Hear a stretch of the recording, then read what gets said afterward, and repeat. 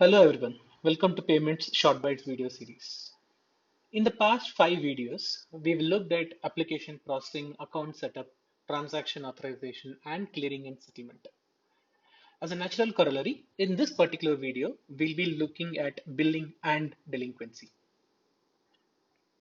So in this video, we'll be looking at few keywords with respect to billing and delinquency. We will look in detail about billing, what are the various activities that happen on billing, and we'll also look into delinquency aging. Let's look into some keywords with respect to billing and delinquency. So what is a billing cycle?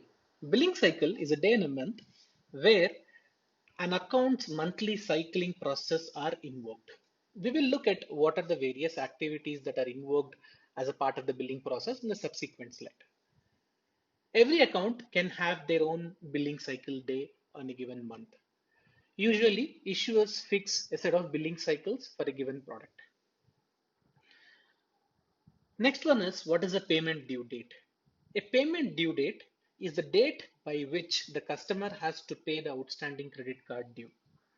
Usually, whenever a billing happens, after a period of days, let's say usually a couple of weeks, the customer would get the statement, look at the due amount, and would need to pay the due amount by the payment due date. Lastly, delinquency. What does a delinquency mean? A delinquency is an activity where the customer actually misses to pay the credit card outstanding dues that had been requested to him. So let's look at what does billing mean. On the cycle processing day, that is the billing day, uh, accounts interest is computed based on the outstanding balance on the transactions that are performed on the given account. Also on that given day, the minimum monthly payment, that is the due that the customer has to pay, is computed. If the customer has opted for any insurance, the insurance premiums, etc., would be calculated and then posted on the given account. On the billing date, delinquency process also are triggered and the various cycle dues, etc., are computed on the billing activity. Finally, the credit card statement, be it a physical letter or an email, the statement is generated and triggered to the customer. Now let's look at an example on what happens on a statement day. Let's take a fresh account, an account which has been opened on say 10th of June with a balance of 0 rupees. And the account's billing cycle has been decided to be 30 and the due days for that particular product is say 15 days. The customer performs the first transaction upon receipt of the card on 20th of June for a transaction amount of rupees 300. The customer also performs a second transaction say on 25th of June for an amount of rupees 500. Let's see what happens on the statement day. On the statement date, that is 30th of June, because the billing cycle is 30, the statement and the cycle processing executes on the 30th of June. On the 30th of June, based on the interest parameters, let's say the interest gets computed on 800 as rupees 5. I've just taken a fictitious example based on some interest rate for the 10 days. And on the statement date, because the due date is 15 days, the due date gets computed as 15th of July. Also, based on the balance of rupees 800, a minimum amount due also gets computed, let's say as 50. Usually, banks have a percentage of the overall balance and a minimum payment amount to be requested. So I've assumed to have the minimum due to be requested from the customer as rupees 50. I'm going to take a gentle introduction about delinquency, specifically about current and past dues. So let's take the example that we looked into the previous slide, that an account got statemented on 30th of June and the overall balance is about 805. 805 rupees was derived because the balance was 800 plus 5 rupees interest and the current due is about 50 rupees. What does that mean? The first cycle that had happened, in that particular cycle, the due amount was computed to be 50 rupees. And there was no previous cycle to it, so that's why the past due is zeros. Let's assume the customer does a third transaction on the account on 25th of July for an amount of rupees 1000. And In this particular cycle, assume that the customer has not made the payment that has been requested to him, that is of rupees 50. So let's see what happens on the next cycle, that is on 30th of July. On 30th of July, we would know that the balance is 1,805 rupees as on 30th of July, and the current due would be 75 rupees. How did it become 75 rupees? Is as on 30th of July, the balance that was there, on that balance, the due gets computed, say as 75 rupees. The due which was requested in the previous cycle, that is cycle 1, is set as past due. So any due that has been requested in the previous cycles becomes as past due. Any due that has been requested in the current cycle becomes as current due. So on 30th of July, the due gets computed, and the any due that is present of the previous cycles is moved to the past due.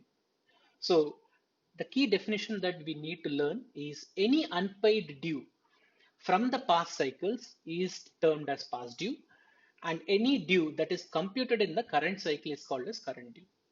Let's assume in the same example, if the customer had paid say 20 rupees as a payment, then 30 rupees would be computed as a past due. Now let's look at what does aging mean.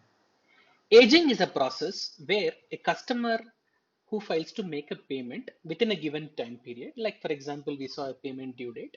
So the due amount gets aged. In the previous slide, we looked at current and past dues. Assume the customer has been missing multiple cycles in the past. The due amount gets aged into various buckets. So the past due is itself categorized into multiple big buckets based on the period of the unpaid time. So in the previous example, we saw the customer did not pay for about 1 to 29 days. That is the past due. Assume that the customer has not paid the next cycle, that is in cycle 2 again, then it would become 30 to 59 days bucket. We will see that in the next example. Banks usually age their customer credit card account on a statement day or a payment due date. Sometimes it is based on the regulatory decision, or the issuers decide themselves on when to age that particular account. Now let's look at a detailed example about aging. I will use the same example that we used in the past. So we saw that for cycle 1 on 30th of June, the current due was computed as 50.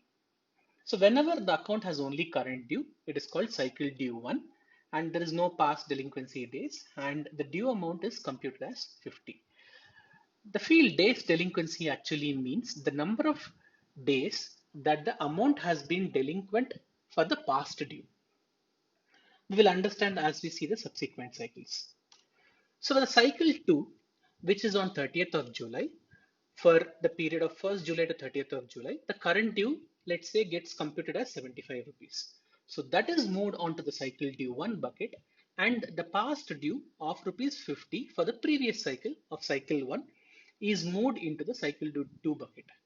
That is from 1 to 29 days. So what that means is the past due of rupees 50 of the previous cycle has been in due.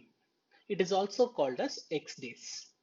The total delinquent amount now is about 125. That is the total due. And because there is still amount pending in the cycle due 2 bucket, the overall cycle due is 2. And when the third cycle happens, assume the customer has still not made any payment, and the current due for the period of 31st of July to 30th of August gets computed as rupees 100. And the due amount from the past of rupees 50 plus 75 of cycle 1 and cycle 2 is spread across as past due and split between two buckets called as CD2 bucket and CD3 bucket. The amount from the first cycle is moved into the cycle due 3 bucket, that is of 30 to 59, and for an amount of rupees 50. And the amount for the cycle 2 is moved into the CD2 bucket of 1 to 29 days.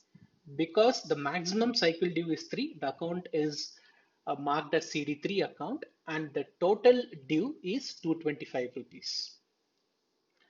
And finally, on the fourth cycle, all the due amount from the past three cycles are spread across 2, 3, 4 buckets.